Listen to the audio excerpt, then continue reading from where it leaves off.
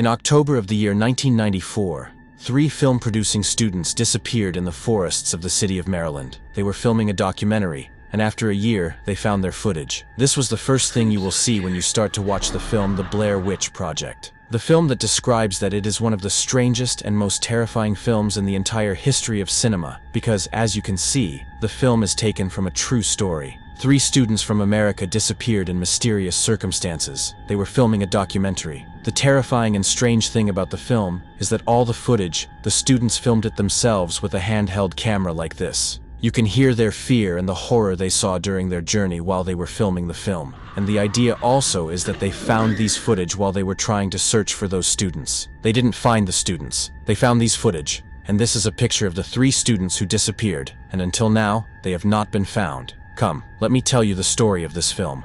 And originally, what were these students going to film? The year 1785, there was a woman named Ellie, and this was a woman. People accused her of witchcraft and magic, and that she kidnaps children in the forest and kills them in strange satanic rituals. The idea with this woman is that they exiled her and isolated her in those forests, so she would live alone until she died. And supposedly she died, that's it. But what happened after that made the inhabitants of that city terrified, and it began that many children died in that city. And not just children, other people started having strange things happen to them. So the inhabitants decided to emigrate from that city, and the city became abandoned and disappeared. After a period, the government built a new city in the place of the city of Blair. This city was named Burkittsville, and people began to return to live in that city again, and nothing happened. But very strange things happened to the people living there. For example, in the year 1940, a man named Rustin Parr was arrested after he kidnapped and killed 7 children in the Blair forest. And when they arrested Rustin Parr, he told them that he was hearing a woman's voice in his head, ordering him to do this. After he kidnapped and killed 7 children in a horrific way in the Blair forest. And we go to the year 1800 and something. A girl named Robin Weaver disappeared, also in the Blair forest, so they decided to send a rescue team to go and try to look for her. And after a while, they found the girl came back, and the entire rescue team died in a very strange way in the forest. All these strange events happened in the forests of the city of Blair. So we come now to the year 1994, when those 3 idiots decided, Heather, Michael, and Joshua, to go and make a documentary about the Blair Witch and the strange things that happen inside that forest. So they decided to go and live and film a documentary inside the forest. So what happened is that these 3 people disappeared. No one knows anything about them. All they found was their footage of very strange things happening to them. You can go watch the film and see the strange things that happened to them before it ends. Before this film was released, papers were distributed very extensively to people in an attempt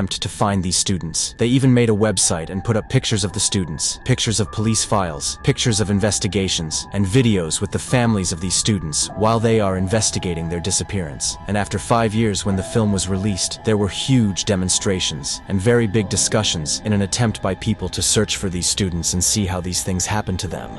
I can't talk more about this film, so I don't spoil the events of the film for you, or spoil the events that happened to these students for you. But anyway, like this, it will be a spoiler. So if you want to continue and listen, continue with me. What happened in the end of the film was that it turned out all of this was just promotion for the film. And this was one of the most audacious and coolest things that happened in the entire history of horror films. So that it became one of the most successful and best films that happened in the entire history of cinema. Because they knew how they promoted this film. As you see like this, they did, and they made a website for the film, and put cases on it, and put points, and distributed pictures of the heroes of this film to people in the streets on the basis that these people were actually missing. They wrote next to the film's heroes that they are deceased. They put text at the beginning of the film, and at the end of the film that this film is talking about a true story, and that this thing really happened. The way of filming the film itself didn't even exist before this, meaning they invented a new method of filming. A filming method which was that there was footage people found. This made millions of people who watch this film, until our present time, think that the story of this film is real.